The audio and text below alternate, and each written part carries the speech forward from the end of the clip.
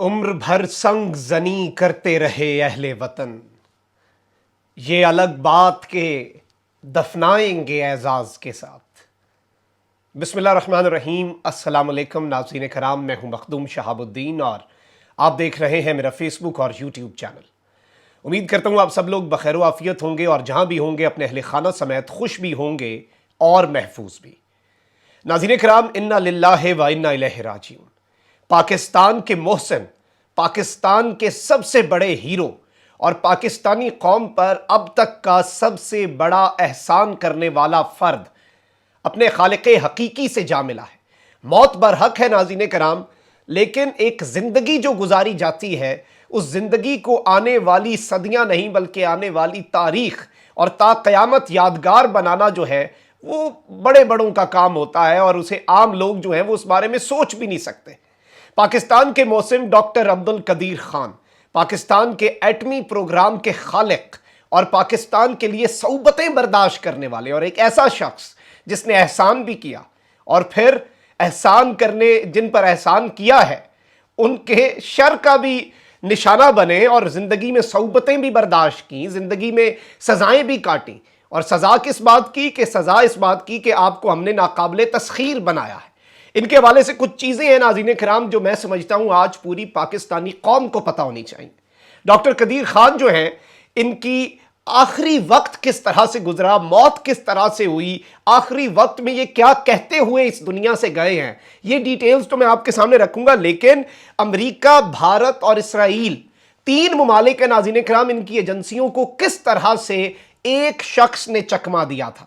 यानी कि CIA, raw और मुसाद को एक वक्त आया कि सिर्फ एक फर्द वाहिद ने कैसे चकमा दिया और कैसे डॉक्टर अब्दुल कदीर खान के घर में, आई रिपीट, कैसे डॉक्टर कदीर खान साहब जो हैं इनके घर के अंदर CIA एजेंट मौजूद था, उसे किस तरह से पकड़ा गया, ईरान में राबता किस तरह से उसका था और ये पूरी की पूरी कॉन्स्पिरेसी क्या थी। ये इनकी जिंदगी का ऐसा वाकया है जिस पर बहुत से लोगों को इसके बारे में इल्म भी नहीं है। लेकिन मैं ये समझता हूं कि आज जब डॉक्टर अब्दुल कदीर खान अब हम में नहीं रहे, ये बहुत सी ऐसी चीजें हैं जो अब कौम के सामने रखना और हम सब के लिए जानना जो है बहुत जरूरी है।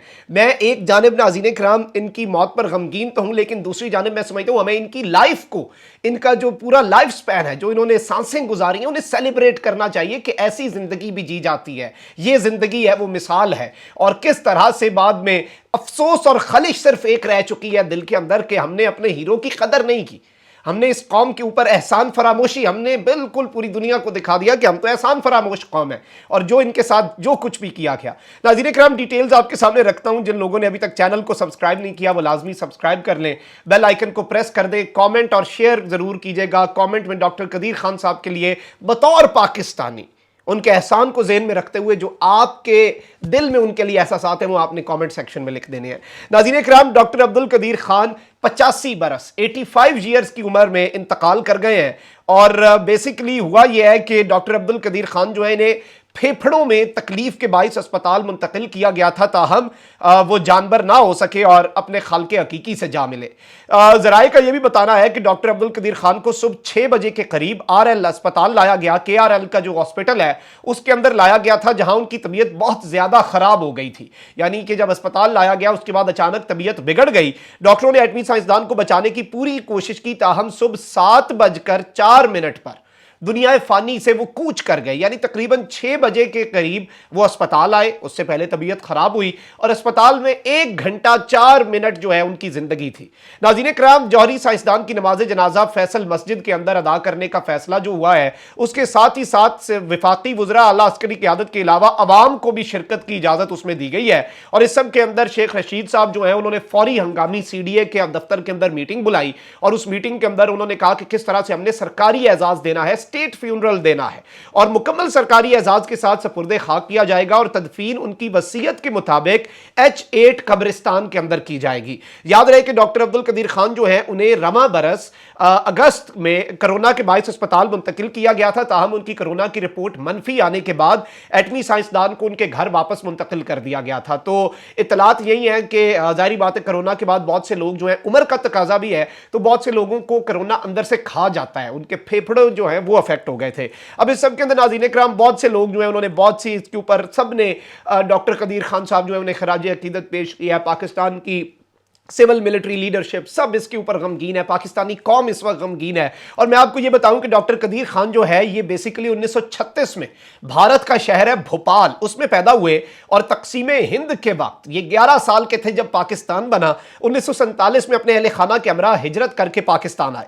डॉक्टर अब्दुल कदीर खान ने इंजीनियरिंग की डिग्री 1967 में नीदरलैंड की एक यूनिवर्सिटी से हासिल की। उन्होंने बेल्जियम की एक यूनिवर्सिटी से मेट्रोलॉजी जो होती है उसकी इंजीनियरिंग में डॉक्टरेट की डिग्री हासिल की, यानी कि पीएचडी की। बाद उन्होंने एम्स्टरडैम में फिजिकल डायनामिक्स रिसर्च लेबोरेटरी जो है उसे ज्वाइन किया। तो ये यूरोप में 3 साल जो है ये वहां पर रहे और मई 1998 में पाकिस्तान ने भारतीय एटम बम के तजुर्बे के बाद कामयाब तजुर्बा किया जिसकी निगरानी डॉक्टर कदीर खान ही कर रहे थे। पाकिस्तान के एटमी साइंसदान डॉक्टर कदीर खान पहले पाकिस्तानी है जिन्हें 3 सदारती अवार्ड से नवाजा गया, यानी कि 3 प्रेसिडेंशियल अवार्ड। वरना आपको पता है किसी को हिलाले इम्तियाज मिल जाता है, किसी को निशान इम्तियाज मिल जाता है, 2 अवार्ड से ज्यादा तो वैसे ही नहीं मिले कभी किसी को। He was the first Pakistani जिन्हें 3 सरकारी एजाज दिए गए, 2 बार निशाने इम्तियाज भी दिया गया और इसके अलावा हिलाले इम्तियाज जो है उससे भी नवाजा गया था। नजरबंद रहे, गिरफ्तारियां बर्दाश्त की, साजिशों के चक्कर में ऐसे हजारों काम डॉक्टर कदीर खान साहब के साथ हुए। लेकिन नाज़रीन किराम पाकिस्तान को नाकाबिले तस्खीर बनाने वाला शख्स 10 अक्टूबर की सुबह रज़ाए इलाही से इंतकाल कर गया है। मैं आपके सामने इनकी कुछ चीजें जो हैं वो आपके सामने रखना इस वक्त बहुत ज्यादा जरूरी है। और नाज़रीन किराम मैं आपको यह बताऊं कि डॉक्टर कदीर खान जो है इन्होंने 31 मई 1976 को उस वक्त के वजीर आजम जुल्फिकार अली भुट्टो की दावत पर इंजीनियरिंग रिसर्च लेबोरेटरीज में पाकिस्तान को एटमी ताकत बनाने पर काम शुरू किया और 1984 में एटॉमिक डिवाइस बनाने में कामयाब हो गए थे। बाद सदर जियाउल हक ने इस रिसर्च सेंटर का नाम तब्दील करके doctor AQ Khan research centre रखा। जिया साहब ने यह एजाज के तौर पर इस चीज को रिकॉग्नाइज करते हुए वतन पाकिस्तान ने 8 साल की कलील मुद्दत में एटमी प्लांट नस्ब करके सारी दुनिया को हैरत ज़दा कर दिया था।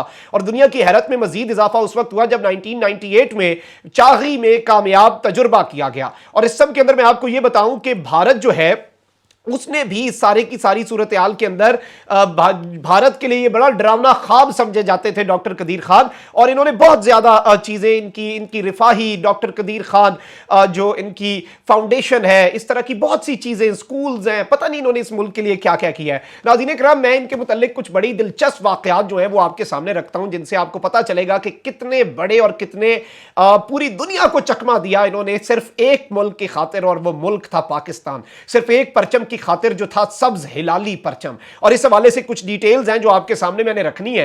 नाज़रीन किराम मैं आपको यह बताऊं कि डॉक्टर कदीर खान जो है इन्हें सेठ आबिद जो एक बहुत बड़े स्मगलर तस्वुर किए जाते थे, सेठ आबिद जो है उनके हवाले से भी कहा जाता है कि वो इन्हें भी बंकर के अंदर कंटेनर के अंदर लेकर आए। फ्रांस से बहुत सा ऐसा माल था जो एटम बम बनाने के लिए जरूरी था और सेठ आबिद जो है उन्होंने वो भी फ्रांस से स्मगल किया क्योंकि वो वैसे पॉसिबल ही नहीं था, पाबंदियां थी, लाया ही नहीं जा सकता था। और डॉक्टर कदीर खान को भी इत्तलात ये भी अभी तक आती हैं कि सेठ आबिद जो है वो वहां से स्मगल करके लाए थे। नाज़रीन किराम डॉक्टर अब्दुल कदीर खान साहब के हवाले से एक बड़ा दिलचस्प वाकया मैं आपके सामने रखता हूं। डॉक्टर कदीर खान ने एक किताबचे में पाकिस्तानी एटॉमिक एनर्जी का हामिल मुल्क से मुतल्लिक तहरीर किया कि पाकिस्तान के जो एटमी प्रोग्राम है उसका संगे बुनियाद जुल्फिकार अली भुट्टो में रखा और बाद में आने वाले जितने लोग थे उन्होंने इसे परवान चढ़ाया। अपनी एक और किताब में उन्होंने कहूटा में फ्रांसीसी फर्स्ट सेक्रेटरी की पिटाई के हवाले से लिखा। फ्रांस का जो फर्स्ट सेक्रेटरी है उसकी पिटाई के हवाले से लिखा कि जब कहूटा में रिसर्च लेबोरेटरी जेरे तामीर थी, जब वो रिसर्च लेबोरेटरी बनाई जा रही थी कहूटा के अंदर, तो उस वक्त सिहाला में पायलट प्रोजेक्ट चला रहे थे। यानी कि सिहाला में वो इस प्रोजेक्ट का जो बेसिक स्ट्रक्चर है, बेसिक ढांचा है, उसे डिजाइन कर रहे थे और उसे लेकर चल रहे थे और वो बेसिक प्रोजेक्ट जो है वो चला रहे थे। उस वक्त ये कहूटा के अंदर सिहाला में ये हो रहा था और कहूटा में लेबोरेटरी हाई लेवल की तैयार की जा रही थी। अब इस सब के अंदर फ्रांसीसी फर्स्ट सेक्रेटरी फोको जो है वो कहूटा के ममनुआ इलाके के अंदर बगैर इजाजत दाखिल हुआ और इसने इन सब के हवाले से कहा कि ये क्या हो गया जी, और ये उस इलाके में कैसे घुस गया, जिस पर उसे तशद्दुद का निशाना भी बनाया गया। एम्बेसडर के बाद फर्स्ट सेक्रेटरी सबसे हाईएस्ट पोजीशन होती है, उसे उस वक्त उसकी पिटाई की गई और उसकी बनाई गई दुर्गत। मोहसिन पाकिस्तान ने अपनी किताब में इंकशाफ किया है कि मार पिटाई के बाद पता चला, उसे तशद्दुद का निशाना बनाने के बाद, उसकी छितर परेड करने के बाद पता चला, सिफारती आदाब एक दफा हम भी भूल गए, भाई कर क्या रहा है तू यहां पे। उसके बाद पता चला कि वो सिफारती आदाब तो वो पहले से भाड़ में फेंक आया है, क्योंकि फ्रांसीसी सेक्रेटरी अमरीकी खुफिया एजेंसी CIA के लिए काम करता था, यानी कि वो CIA का एजेंट था जो फ्रांस के जरिए उन्होंने यहां पर भेजा और सारी मालूमात लेने के लिए। और इस एजेंट ने, जो कि CIA का एजेंट था, अमेरिका का एजेंट था और फ्रांस की एम्बेसी में काम कर रहा था, इस शख्स का तेहरान में CIA के अफसर को मैं बताऊं कि उसके साथ राब्ता था और हमारे पास इसकी कम्युनिकेशन भी हासिल हो गई।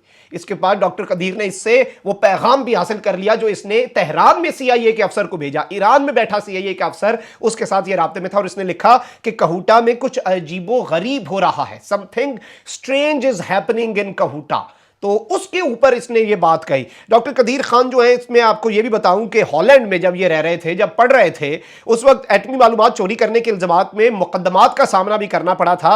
ये मुकदमात हॉलैंड, जर्मनी, बेल्जियम और बरतानिया के प्रोफेसर्स के इल्जामात का जायजा लेने के बाद खत्म भी हो गए थे।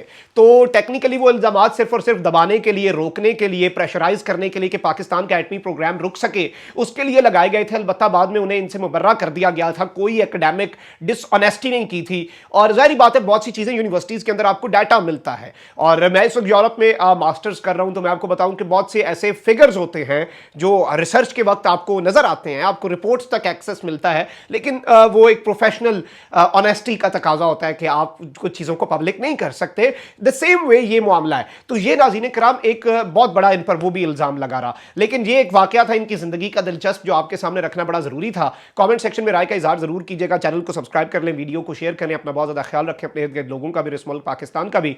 अल्लाह ताला पाकिस्तान को सलामत रखे, अल्लाह ताला पाकिस्तान को ताक़यामत रखे। अल्लाह निगहबान पाकिस्तान जिंदाबाद।